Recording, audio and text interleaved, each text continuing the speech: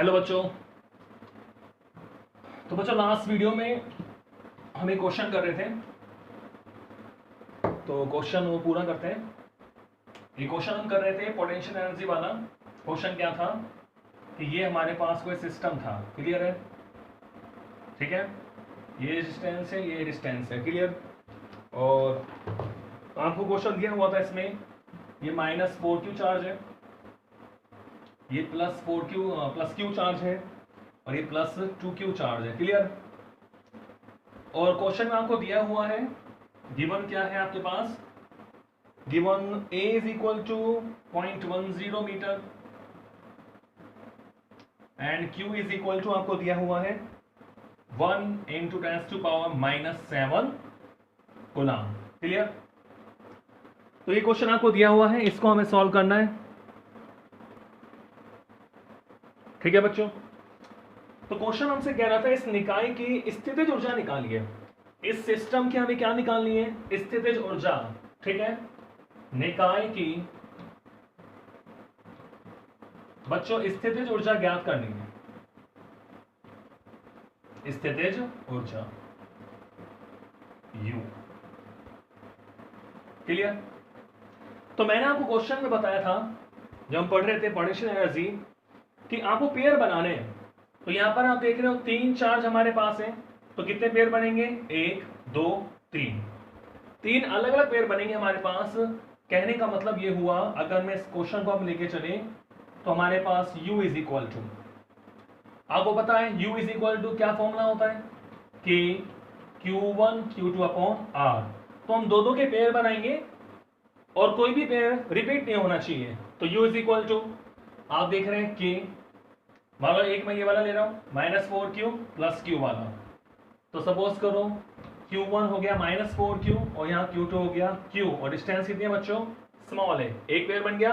Plus आवेश को हमें चिन्ह सहित रखना है, क्योंकि जो पोटेंशियल एनर्जी होती है वो स्केलर क्वांटिटी होती है। दूसरा पेयर अपन ये वाला बना ले, ये हो गया पहला पेयर, ये दूसरा पेयर, और ये हो गया बच्चों थर्ड पेयर, क्लियर। तो दूसरे वाले पेयर की बात हम करें, दूसरे जोड़े की बात करें, ये हो गया k, this is +q + 2q, distance कितनी है बच्चों? स्मॉल है, बिल्कुल क्लियर। और यहां भी ये भी स्मॉल है। तीसरे वाले पेयर की बात करें तो तीसरे वाले पेयर में भी हमें क्या मिलती है? Potential energy k -4q + 2q upon small a, clear है बच्चों। तो आप देख रहे हैं कोई भी पेयर रिपीट नहीं हो रहा और कोई भी जोड़ा छूट नहीं रहा, यानी हमने सारे जोड़े काउंट कर लिए हैं, 3 से ज्यादा पेयर नहीं बन सकते, ठीक है। तो लेट्स सॉल्व इट। तो U इज इक्वल टू, तो आप देख रहे हैं बच्चों -4kq² upon a, -4kq² upon a, 2kq² upon a plus 2kq² upon a, और -4 दूनी 8 यानी 8kq² अपॉन a, क्लियर है। तो आप देख रहे हैं बच्चों -4 -8 प्लस 2, बाकी kq² अपॉन a तो कॉमन ही आ रहा है। तो U इज इक्वल टू, तो कितना हो जाएगा ये?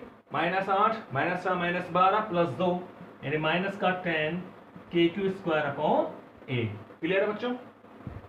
तो -10 kq² अपॉन a, तो Q भी हमें दिया हुआ है और स्मॉल a भी हमें दिया हुआ है, तो इसकी हम वैल्यू पुट कर देते हैं यहां पर। तो आप देख रहे हैं U is equal to k आप जानते हो कितना होता है? 9 × 10⁻9 इंटू q², तो q है 10⁻7 कूलम यानी 10⁻14, क्लियर है। और a है 0.10, then U is equal to कितना आ गया बच्चों? देखो -9 इंटू, तो आप देख रहे हैं तो 9 और 1 कितना हो गया? 10 -14 -4, और ये नीचे -1 ऊपर जाके +1, तो बच्चों क्या हो गया? -3 जूल। तो इस सिस्टम की जो पोटेंशियल एनर्जी होगी U इज इक्वल टू, वो हो जाएगी -9 × 10⁻³ जूल, क्लियर है बच्चों। तो इस तरह के सिंपल सोबर क्वेश्चन आप कर सकते हैं।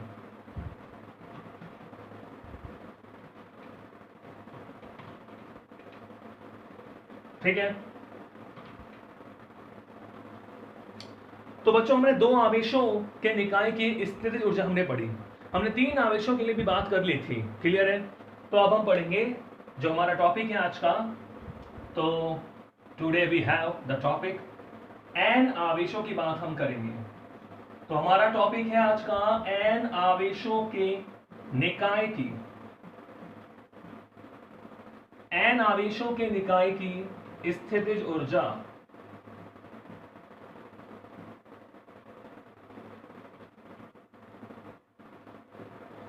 क्लियर है बच्चों, एन आवेशों के निकाय की स्थितिज ऊर्जा हमें निकालनी है, ठीक है। Potential energy, potential energy of n charge system.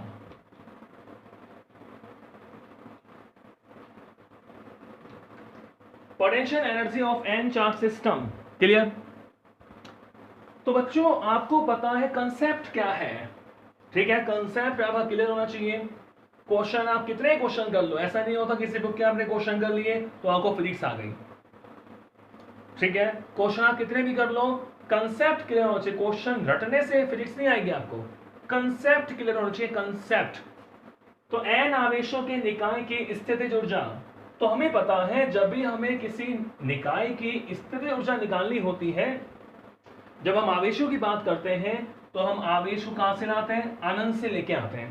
कहां से लेके आते हैं बच्चों, अनंत से लेके आते हैं। अब अनंत से अगर किसी विद्युत क्षेत्र में ला रहे हैं तो हमें क्या करना पड़ता है, कार्य करना पड़ता है। अनंत से किसी आवेश को जब आप विद्युत क्षेत्र में लाते हो तो हमें क्या करना पड़ता है, कुछ कार्य करना पड़ता है। और यही किया गया कार्य उस सिस्टम में, उस निकाय में स्थितिज ऊर्जा के रूप में क्या हो जाता है, संचित हो जाता है, स्टोर हो जाता है, क्लियर। तो अगर कोई विद्युत क्षेत्र नहीं होगा तो मुझे कोई कार्य करने की जरूरत नहीं है, ठीक है। तो चलो एन आवेशों की बात हम कर लेते हैं।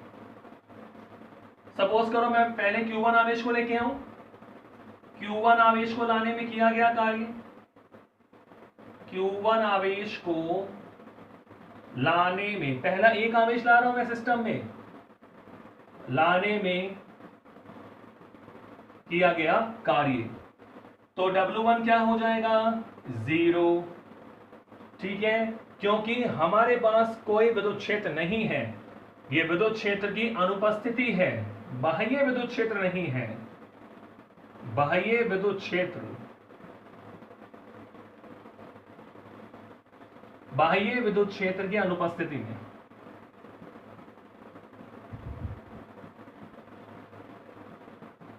ठीक है। हम सिंगल चार्ज को लेके आ रहे हैं तो हमारे पास कोई विद्युत क्षेत्र नहीं है, then work done by us is 0, यानी किया गया कार्य क्या होगा, 0। अब Q1 आवेश आ गया हमारे पास, क्लियर है। सपोज करो Q1 आवेश आ गया, तो अब जब Q2 आवेश को लेके आओगे, अब हम किसको लेके आ रहे हैं, Q2 आवेश को लेके आ रहे हैं। तो Q1 आवेश सिस्टम में है पहले से, जब आप Q2 को अनंत से लेके आओगे तो आपको इसके विभव में क्या करना पड़ेगा, कार्य करना पड़ेगा। तो Q2 आवेश को लेके आओगे तो विभव किसका होगा, Q1। विभव इज इक्वल टू क्या होता है, कार्य बटा आवेश। तो मैं Q2 आवेश को लेके आऊंगा अनंत से, तो मुझे Q1 के विभव में क्या करना पड़ेगा, कार्य करना पड़ेगा, ठीक है। तो जब Q2 आवेश को Q1 के विभव में, Q2 आवेश को Q1 के विभव में लाने में किया गया कार्य, लाने में किया गया कार्य। तो सपोज करो बच्चों W2, तो कार्य का मतलब हो गया विभव इंटू आवेश, तो यहां विभव किसका होगा, Q1 का, तो Q1 पहले से है वहां पर, Q1 का विभव ला किसके हो रहे हो, Q2 को ला रहे हो, 3 तक तो बिल्कुल वही सेम प्रोसीजर है। तो W2 इज इक्वल टू क्या हो गया, K Q1 Q2 upon R12, equation number 2, clear है। R12 क्या हो गई, Q1 में Q2 के मध्य दूरी, ठीक है। R12 क्या है, Q1 व Q2 के मध्य दूरी है, Q1 व Q2 के मध्य दूरी। अब दो आवेश हमारे पास आ गए सिस्टम में, अब तीसरे आवेश को लाओगे तो Q1 का भी विभव होगा और Q2 का भी विभव होगा। तो बिल्कुल आप समझ गए हो। Q3 आवेश को लाएं, तो जब Q3 आवेश को लाओगे तो W3 इज इक्वल टू, तो भैया बताओ किस किस का विभव होगा? तो बिल्कुल होगा Q1 व Q2 का तो विभव होगा। Q1 में Q2 का तो क्या होगा? विभव। और ला किसको रहे हो? Q3 को ला रहे हो। Then we have to perform these work। तो W3 इज इक्वल टू क्या होगा बताओ? K Q1 और Q3 की बात करें तो R13 प्लस K Q2 और Q2 और Q3 की बात करें तो R23। तो ये तो हो गया विभव कौन से पॉइंट पे? Q3 पॉइंट पे। यहां जो R13 है वो Q1 और Q3 के मध्य दूरी है, क्लियर? और जो R23 है वो Q2 और Q3 के मध्य दूरी है। तो यानी टोटल जो यहां W3 की बात करें, देखो बच्चों W3 इज इक्वल टू कितना आ गया? K Q1 Q3 upon R13, K Q1 Q3 upon R13 plus K Q2 Q3 upon R23 and this is equation number 3। Clear है? तो भाई हम तीन आवेशों को लेके आ गए और हमें इतना कार्य करना पड़ा, ठीक है? अब मान लो चलो एक स्टेप और मैं बढ़ा दूं, चौथे आवेश को लेके आए। किसको लेके आए? चौथे आवेश को लेके आए। तो चलो मैं सीधे nवें आवेश को लेके आता हूं। किसको लाते हैं? nवें आवेश को। ऐसे चलता रहेगा सिस्टम आगे। देखो ऐसे Q4 को लाए, Q5 को लाए, इसी प्रकार Qn आवेश मान रहा हूं, nवां आवेश। Qn आवेश को कहां से लाना है? अनंत से लाने में किया गया कार्य। हमें किसको लाना है बच्चों? Qn आवेश को लेके आता हूं तो मुझे कितना कार्य करना पड़ेगा? अब Qn को आवेश लाओगे आप तो इससे एक कम वाला जो आवेश है यानी Qn-1, कहने का मतलब Qn से पहले वाले जो आवेश हैं वो सिस्टम में आ चुके हैं तो उनका होगा विभव। तो उन सबके विभव के हमें विभव में क्या करना पड़ेगा? कार्य। तो इससे अगर मैं Wn मान लू तो क्या होगा बताओ बच्चों? कि Q1 का विभव प्लस Q2 का विभव प्लस Q3 का विभव और ऐसे ही इससे एक आवेश का मैंने क्या मान लिया? n-1 इंटू क्या हो गया? Qn। जैसे यहां लिखा है ना मैंने Q1 में Q2 का विभव, तो मैं मान रहा हूं कि भाई Q1 का विभव V1 प्लस Q2 का विभव V2, Q3 का विभव V3, ऐसे Q4 का V4 और Qn-1 का इससे एक कम वाला Vn-1। तो हम इसका वैल्यू रखें तो Wn इज इक्वल टू कितना होगा बताओ? V1 यानी K Q1 मैं इंटू कर रहा हूं Qn upon R1n plus K Q2 Qn upon R2n। तो ऐसे ही चलता रहेगा आगे plus K Q3 Qn upon R3n और ऐसे dot dot dot plus K Qn-1 Qn upon R(n-1) into n। इस तरह समझे आप? n-1 into n। क्लियर है? तो ये Qn-1 और Qn आवेश के मध्य दूरी है, जैसे Q1 और Qn, Q2 और Qn, Q3 और Qn, ऐसे Qn-1 और Qn। ठीक है बच्चों? तो अब इन सब हम कुछ को जोड़ दें, W1 W2 W3 W4 को क्या करें? इसको हम पूरा जोड़ दें। ठीक है? तो आप देख सकते हैं W1 0 और W2 के Q1 Q2 अपॉन R12, ऐसे W3 की वैल्यू ये मिल गई मुझे के Q1 Q3 upon R13 plus के Q2 Q3 अपॉन R23। वैसे ये n में आवेश की बात हम कर रहे हैं तो इसको अपन जोड़ रहे हैं, तो इसको मैं दोबारा लिख रहा हूं यहां से।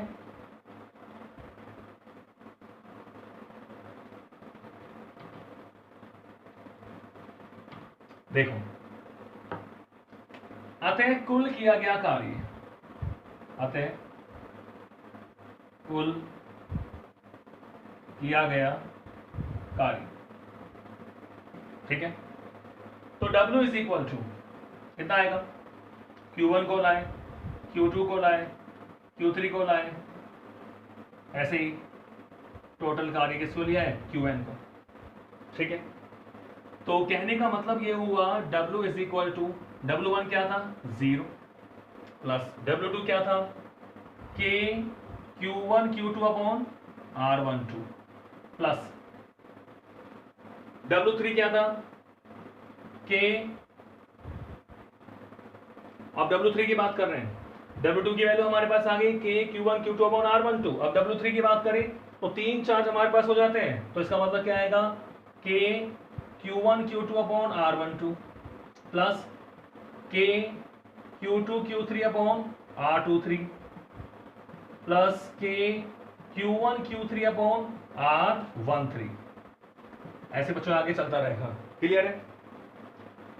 तो आप बच्चों देख रहे हो यहाँ पर जो मैं आपको ये समझाना चाह रहा हूँ कि देखो एक जोड़ा K Q1 Q2 upon R12 और K Q1 Q2 upon R12 आ गया ना, दो बार, ये दो बार स्टेप आ गया। तो हमें पता है कि हम जो पेयर ले रहे हैं वो एक ही बार आना चाहिए। तो जब अपन स्थितिज ऊर्जा की बात करते हैं, कुल किए गए कार्य की बात करते हैं, तो उसको अपन किस तरह लिखते हैं, आगे आप Wn की वैल्यू भी लिख सकते हो, ऐसे चलता रहेगा। चलो एक स्टेप और मैं बढ़ा दूं, अगर मैं W4 भी लिखना चाहूं, W4, तो W4 की वैल्यू मुझे बताओ। अब आपके पास तीन आवेश हैं Q1 Q2 Q3, वो किसको ला रहे हो, Q4 को ला रहे हो, तो क्या हो जाएगा बच्चों plus K Q1 Q4 upon R14 plus K Q2 Q4 R24 K Q3 Q4 upon R34। आ रही बात समझ में। W4 की बात हम करेंगे तो W4 के लिए हमारे पास Q1 आवेश भी होगा, Q2 आवेश भी होगा, Q3 आवेश, इसके विभव में हमें कार्य करना पड़ेगा, किसको ला रहे हैं, Q4 को ला रहे हैं। तो कहने का मतलब Q1 के विभव में K Q1 अपॉन R14, तो डिस्टेंस 4 से ले रहे हैं, ऐसे K Q2 अपॉन R24, ये हो गया विभव इनटू आवेश, तो ऐसे चलता रहेगा। तो अब ये जो मैं आपको बात बता रहा हूं कि हमारे पास दो जोड़े आएंगे, ऐसे Wn का मान रखोगे आप तो सारे जोड़े आपको दो दो बार मिलते हैं। तो अब इसको सॉल्व करने के लिए हम क्या करेंगे, दो बार नहीं हो काउंट, एक बार ही हो, तो बच्चों हम इसको यानी कुल किया गया कार्य स्थितिज ऊर्जा के बराबर होता है। तो यहां बच्चों में 1/2 इन 2 से भाग दे दूंगा। 2 से भाग देने का मतलब यह हुआ कि कोई भी जोड़ा दो बार नहीं आए, एक जोड़ा एक बार ही हमें काउंट करना है। तो इसको अपन इस तरह लिख सकते हैं, summation I from 1 to n and j from 1 to n K Qi Qj upon Rij, और I डजंट इक्वल j। ये फॉर्मूला बनता है हमारा स्थितिज ऊर्जा का, क्लियर है। 1/2 summation I from 1 to n summation j from 1 to n K Qi Qj upon Rij, ठीक है। और ध्यान रखना है कि I का मान j के बराबर नहीं है। अब देखो एक स्टेप रखें, I का मान 1 रख सकता हूं, j का मान 2 रख सकता हूं, तो ये I j के बराबर नहीं है, ठीक है। I1 j को 1 नहीं लिखेंगे हम, I की वैल्यू 1 है तो j 1 नहीं हो सकता, क्योंकि I doesn't equal j। I की वैल्यू भी 1 से शुरू हो रही है और j की वैल्यू 1 से शुरू हो रही है। 1 से n इसमें वैल्यूज है, इसके पास भी n वैल्यूज है, इसके पास भी n वैल्यूज है, लेकिन I की वैल्यू j नहीं है। तो जब I 1 है तो j डज नॉट इक्वल 1, ये 1 के बराबर नहीं हो सकता क्योंकि I 1 है। तो हमें क्या लेना पड़ेगा 2। तो भाई जोड़ा क्या बना, देखो 1/2 तो बाहर आ ही रहा है 1/2, तो k हमेशा वाली बात कर रहा हूं मैं, 1/2 बाहर रहने दो ना, इसको देख रहे हैं अपन कि ये वैल्यू क्या क्या आती है, K Q1 Q2 upon R12 आ गया ना पहले, K Q1 Q2 upon R12 plus, अब देखो, अब बोलो बच्चों I को मैंने 2 ले लिया, अब J तो 1 हो सकता है, J क्या हो सकता है 1 हो सकता है, तो ऐसे सारे मान रखोगे, इसे यहां क्या बनेगा K I1 है, J2 है, Y को मैं 2 लिख दिया, J1 लिख दिया, तो क्या आएगा बच्चों K Q2 Q1 upon R21 आ गया 2 बार। तो हमने किससे भाग दे रखा है 2 से, तो एक ही बार काउंट होगा। तो आप इसको ध्यान रखें, n आवेशों के निकाय की स्थितिज ऊर्जा का फॉर्मूला 1/2 डेरिवेशन में काम ले रहे हैं, वैसे आप जो क्वेश्चन करते हैं वहां तो एक ही बार काउंट करेंगे। Summation I from 1 to n J from 1 to n K QI QJ upon RIJ और I doesn't equal J।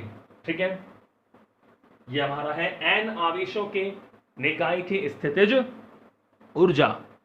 Clear है, आगे चलते हैं।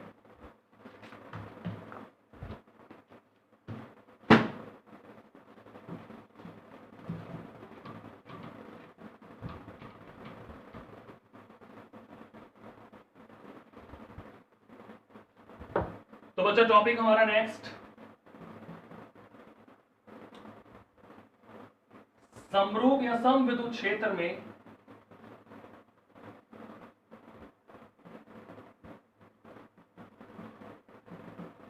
समविद्युत क्षेत्र में द्विध्रुव को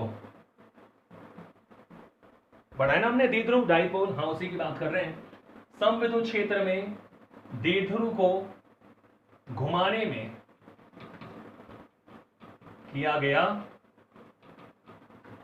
समविद्युत क्षेत्र में द्विध्रुव को घुमाने में किया गया कार्य, किया गया कार्य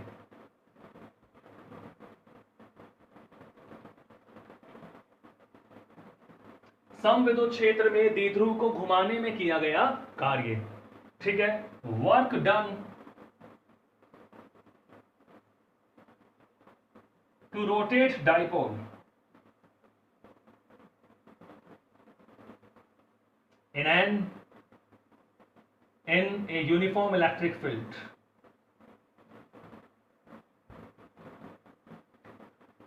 यूनिफॉर्म इलेक्ट्रिक फील्ड। क्लियर है, तो टॉपिक है समान विद्युत क्षेत्र में द्विध्रुव को घुमाने में किया गया कार्य। क्लियर, अब देखिए बच्चों, सपोज करो मैंने कहा मेरे पास आज ये कोई डाइपोल है, कोई विद्युत द्विध्रुव है। क्लियर है, द्विध्रुव आपको पता है बच्चों -q +q। ठीक है, और ये हो गया सपोज करो इसका मध्य बिंदु, और ये हमारा एक समान विद्युत क्षेत्र कितना E4 एलिफेंट नहीं, E4 इलेक्ट्रिक फील्ड यानी विद्युत क्षेत्र, ये इसका मध्य बिंदु हो गया। और हमें पता है टोटल डिस्टेंस कितनी होती है 2a, यानी ये भी a और ये भी a। क्लियर, तो मैंने माना ये हमारा जो द्विध्रुव है वो विद्युत क्षेत्र में थीटा कोण पे रखा हुआ है। ये जो मेरा डाइपोल है इसको मैंने नाम दे दिया दिस इज ए बी।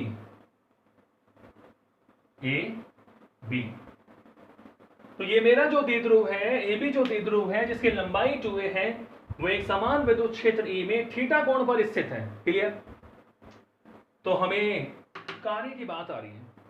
तो बच्चों हमने पहले ही पढ़ा हुआ है कि ये जो प्लस वाला Q चार्ज है इस पर फोर्स इधर लगेगा +QE, और -Q वाले चार्ज पे जो फोर्स लगेगा वो इधर लगेगा -QE, इतना फोर्स लगेगा।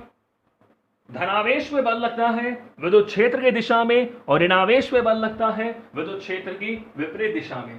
तो ये तो हमने पहले भी पढ़ा था कि इस पर फोर्स क्या होता है 0, और इस पर बलाघूर्ण लगता है। क्या लगता है बच्चों, बलाघूर्ण। तो आपको बिल्कुल पता होगा द्विध्रुव के लिए बलाघूर्ण का फॉर्मूला क्या था, P क्रॉस E यानी PE sin थीटा। ये हम पहले पढ़ चुके हैं कि द्विध्रुव पर एक समान विद्युत क्षेत्र में परिणामी बल 0 होता है, फोर्स तो होता है 0, क्योंकि ये वाला फोर्स इस वाले फोर्स को कैंसिल कर देता है, तो रेखीय गति नहीं करता, लेकिन इन दोनों बलों की क्रिया रेखाएं, ये वाली जो वर्किंग लाइन है वो समान नहीं होती, तो दोनों बल मिलकर इसको घुमाने का प्रयास करते हैं। तो tau is equal to P sin theta लगता है इसमें। क्या लगता है बच्चों, P sin थीटा। तो अब यहां कार्य कौन कर रहा है, बलाघूर्ण कर रहा है, यानी यहां घुमा रहा है, घुमाने में किया गया कार्य। घुमाने की बात आ रही है, घूर्णन गति की बात आ रही है, तो कार्य कौन करेगा, बलाघूर्ण करेगा। अगर रेखीय गति होती तो कार्य कौन करता, बल करता। तो यहां बलाघूर्ण द्वारा किया गया कार्य है P sin थीटा। तो इतना बलाघूर्ण इसमें लग रहा है। अब सपोज करो आपने इसको डी थीटा कोण से घुमा दिया। अभी मान लो थीटा एंगल पे रखा हुआ है। अब मैंने क्या करा, इसको सपोज करो किसी भी एंगल मैंने इसको घुमा दिया, डी थीटा अल्पांश में घुमा दिया इसको, तो कितना कार्य करना पड़ेगा उसको हम देखें। देखो, विद्युत द्विध्रुव को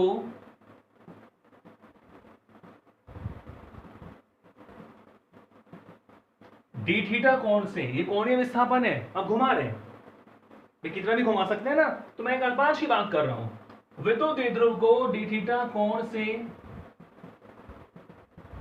घुमाने में, डी थीटा कोण से घुमाने में बलाघूर्ण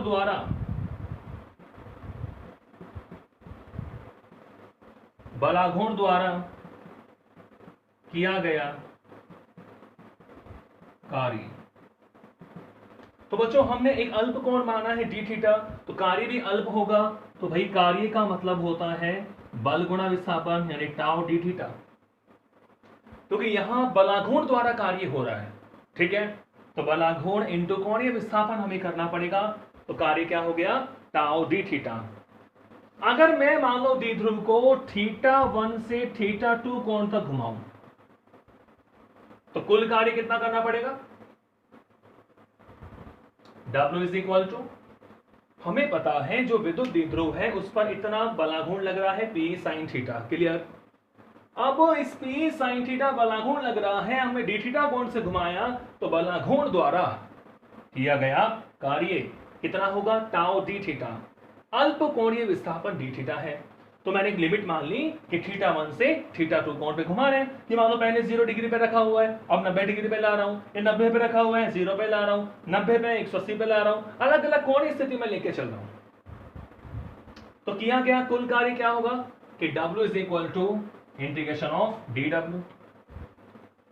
तो W is equal to integration, तो यहां बच्चों dW की वैल्यू हमारे पास क्या है टाउ डी थीटा। dW क्या है बच्चों टाउ डी थीटा। क्लियर है। तो let's put the value of tau. Tau की वैल्यू है P sin theta into D theta, और लिमिट क्या है थीटा 1 से थीटा 2। क्लियर है ना। इतना कार्य हमें करना पड़ेगा, तो लेट्स सॉल्व इट। थीटा 1 से थीटा 2 कोण तक हम घुमा रहे हैं, तो we have to perform this amount of work. तो अब देखो जो कांस्टेंट होता है उसे बाहर ले ले इंटीग्रेशन से, P द्विध्रुव आघूर्ण है, Q इंटू 2 है, बाहर ले लेंगे क्योंकि वो नियत है। ये विद्युत क्षेत्र है, समान विद्युत क्षेत्र, बाहर ले लो। चेंज क्या हो रहा है, चेंज हो रहा है थीटा, यानी साइन थीटा चेंज होगा। तो भाई जो चेंज होगा उसे अंदर रखिए, कांस्टेंट को बाहर लीजिए। तो मैंने P को बाहर लिया, E को बाहर लिया। अब इंटीग्रेशन किसका होगा साइन थीटा का, कहां से कहां तक थीटा 1 से थीटा 2। ठीक है, तो साइन थीटा का समाकलन, साइन थीटा का समाकलन क्या होता है,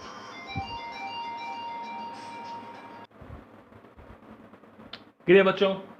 तो W is equal to p E integration from theta 1 to theta 2 sine theta d theta. तो अब हम साइन थीटा क्या करना है, समाकलन करना है। ऊपर लिख देता हूं मैं, देखो तो W is equal to p E, W is equal to p. तो बच्चों बताओ साइन थीटा का समाकलन क्या होता है। आपको पता है साइन थीटा का अवकलन होता है कोस थीटा, और समाकलन क्या होता है माइनस कोस थीटा। ये हो गया माइनस कोस थीटा, कहां से कहां तक थीटा 1 से theta 2। W is equal to p minus cos theta, theta 1 से थीटा 2। क्लियर है। तो हम माइनस को बाहर ले लें, तो W is equal to minus p, क्या आ गया बच्चों कॉस थीटा, कहां से कहां तक थीटा 1 से थीटा 2। ठीक है, लिमिट रखें, W is equal to p E, minus है पहले अपर लिमिट कॉस थीटा 2 और माइनस करके लोअर लिमिट कॉस थीटा 1। तो W is equal to minus p cos theta two minus cos theta one. इस माइनस को मैं थोड़ा अंदर गुणा कर दूं ताकि आपको याद रखने में आसानी रहे। तो हमारे पास जो फॉर्मूला एक सिंपल फॉर्म में W is equal to p, क्या आगे बच्चों देखो माइनस वाला प्लस हो जाएगा cos theta one minus cos theta two. तो द्विध्रुव को घुमाने में इतना कार्य करना पड़ता है, W is equal to PE cos theta one minus cos theta two. इतना कार्य हमें करना पड़ता है द्विध्रुव को घुमाने में। थीटा वन से थीटा टू हमने घुमाया तो हमें इतना कार्य करना पड़ेगा। क्लियर? अब आपको क्वेश्चन में कुछ भी दे सकता है कि वो साम्य अवस्था में था, 0 पे था, 180 डिग्री पे था, कहां तक उसको हम लेके जा रहे हैं, 90 पे लेके जा रहे हैं, 180 पे लेके जा रहे हैं। तो हमें केवल किसकी वैल्यू पुट करनी होती है, थीटा वन और थीटा टू की।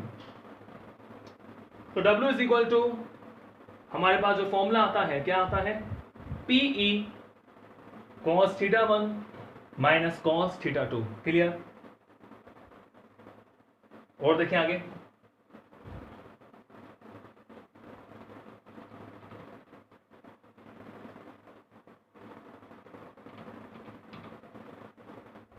फॉर एग्जाम्पल मैंने अगर लिया, देखो अगर मान लो थीटा वन कितना है बच्चों 0 और थीटा टू कितना है बच्चों 90 डिग्री है। ठीक है? तो थीटा वन 0 का मतलब है द्विध्रुव साम्य अवस्था में है। थीटा वन 0 का मतलब क्या है, द्विध्रुव साम्य अवस्था में है, यानी विद्युत क्षेत्र के समांतर है। साम्य अवस्था का मतलब क्या होगा कि भाई बल भी 0 है,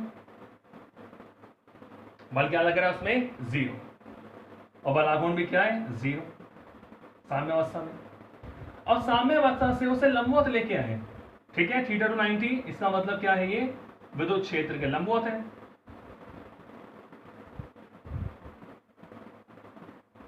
विद्युत क्षेत्र की लंबवत स्थिति। क्लियर? तो साम्य अवस्था से लंबवत स्थिति में लेके आए तो क्वेश्चन आपसे कहेगा कि यदि द्विध्रुव विद्युत क्षेत्र के साम्य अवस्था में है तो उसे लंबवत स्थिति में लाने में किए गए कार्य की गणना करो। तो इतना करने के बाद थीटा वन और थीटा टू आप वैल्यू पुट करोगे तो W is equal to PE cos theta one कितना 0 माइनस कॉस थीटा टू कितना 90। तो क्लियर है बच्चों बहुत बहुत कि पी कॉस 0 क्या हो गया 1 और कॉस 90 0। तो W इज इक्वल टू क्या हो गया P, यानी हमें इतना कार्य करना पड़ता है and this is maximum work. W is equal to E। ठीक है? पहला केस ले लिया, W is equal to P। Clear? ऐसे बच्चों दूसरा केस मैं लूं, अभी तो हमने क्या लिया कि द्विध्रुव ऐसे रखा था, आपने उसको ऐसे रख दिया घुमा के। केस सेकंड, सपोज करो थीटा वन कितना है 0। थीटा वन 0 का मतलब क्या है कि जो हमारा द्विध्रुव है वो विद्युत क्षेत्र के कैसा है, समांतर है। तो अगर उसे विपरीत दिशा में ले आए, यानी थीटा टू कितना हो जाए बच्चों 180 डिग्री, यानी हम क्या कर रहे हैं, हम उसकी साम्य अवस्था से विपरीत स्थिति में लेके आ रहे हैं।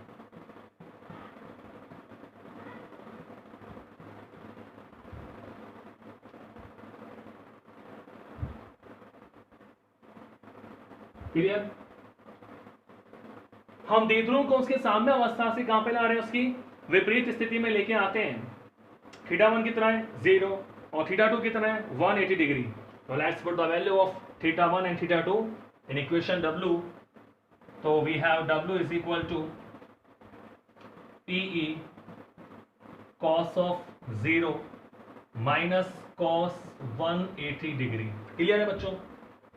तो W is equal to PE cos 0 1 minus cos 180 कितना होता है -1 माइनस माइनस +1। क्लियर? cos 180 कितना होता है -1। तो W इज इक्वल टू क्या हो गया 2PE। W is equal to कितना हो गया बच्चों 2PE। क्लियर? क्लियर है बच्चों? तो इस तरह आपको कोई भी केस दे सकता है तो आप सॉल्व कर सकते हो। अब देखिए, अब बच्चों इसी में एक नेक्स्ट टॉपिक जो आपका लास्ट टॉपिक भी इस चैप्टर का, यहां तक तो हमें करना ही करना है। इसके बाद यानी टॉपिक क्या है? द्विध्रुव की स्थितिज ऊर्जा।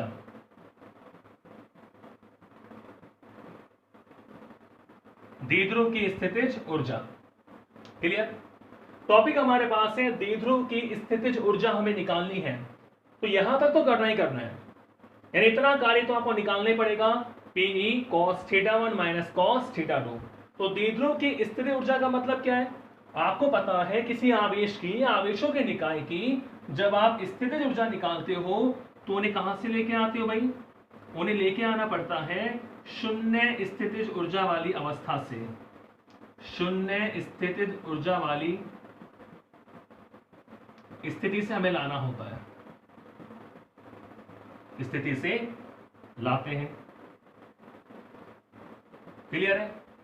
द्विध्रुव की स्थितिज ऊर्जा निकालनी है तो हमें उस द्विध्रुव को कहां से लाना पड़ेगा? द्विध्रुव को हमें शून्य स्थितिज ऊर्जा वाली अवस्था से लाना पड़ेगा। तो बच्चों द्विध्रुव के लिए जो लंबवत स्थिति होती है, लंबवत स्थिति, लंबवत किसके? विद्युत क्षेत्र के। द्विध्रुव की जो लंबवत स्थिति होती है वो होती है उसकी शून्य ऊर्जा वाली अवस्था। द्विध्रुव की विद्युत क्षेत्र के लंबवत स्थिति कौन सी अवस्था होती है? शून्य स्थितिज ऊर्जा वाली अवस्था। कहने का मतलब जब हम स्थितिज ऊर्जा निकालेंगे तो θ1 कहां से लाएंगे? 90 डिग्री से। अब किसी भी कोण पे ले आओ तो हमें ये रखना पड़ेगा। द्विध्रुव की स्थितिज ऊर्जा निकालने के लिए हमें द्विध्रुव को उसकी शून्य स्थितिज ऊर्जा वाली अवस्था से लाना होता है, और जो द्विध्रुव की लंबवत अवस्था होती है वही शून्य स्थितिज ऊर्जा वाली अवस्था होती है। तो θ1 हो जाता है 90 डिग्री और θ2 क्या हो जाता है? किसी भी कोण पे आप लेके आ रहे हो, मैंने क्या मान लिया? थीटा। ठीक है? तो जब आप इसमें रखोगे तो W is equal to Pe cos 90 minus cos theta. Clear है? θ1 तो क्या हो गया? 90 और θ2 क्या हो गया बच्चों? थीटा हो गया। तो W is equal to P cos 90 कितना? 0 minus cos theta. W is equal to P cos 90 हो गया 0 माइनस क्या हो गया बच्चों? cos of theta. तो यहां से W is equal to minus Pe cos theta. तो यही होगी हमारी स्थितिज ऊर्जा। ठीक है? यानी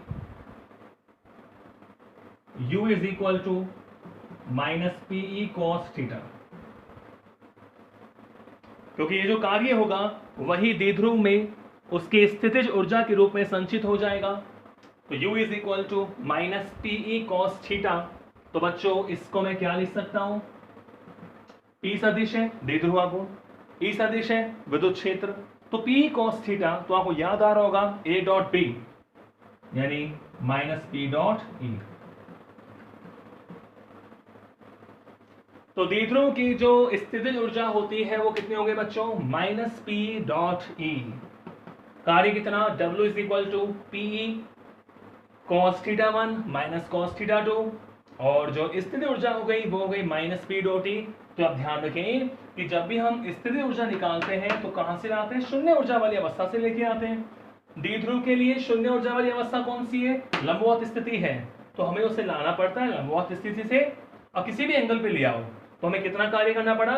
माइनस P डॉट E। यही इसकी क्या होगी? स्थितिज ऊर्जा। और इसी के साथ ही आपका चैप्टर नंबर 3 यानी इलेक्ट्रिक पोटेंशियल विद्युत विभव भी कंप्लीट होता है। तो नेक्स्ट वीडियो में जो क्वेश्चन रह गए हैं, जो आपसे नहीं हुए, उनको हम डिस्कस करेंगे। तो आज के लिए इतना ही, तो मिलते हैं नए वीडियो के साथ। Thank you.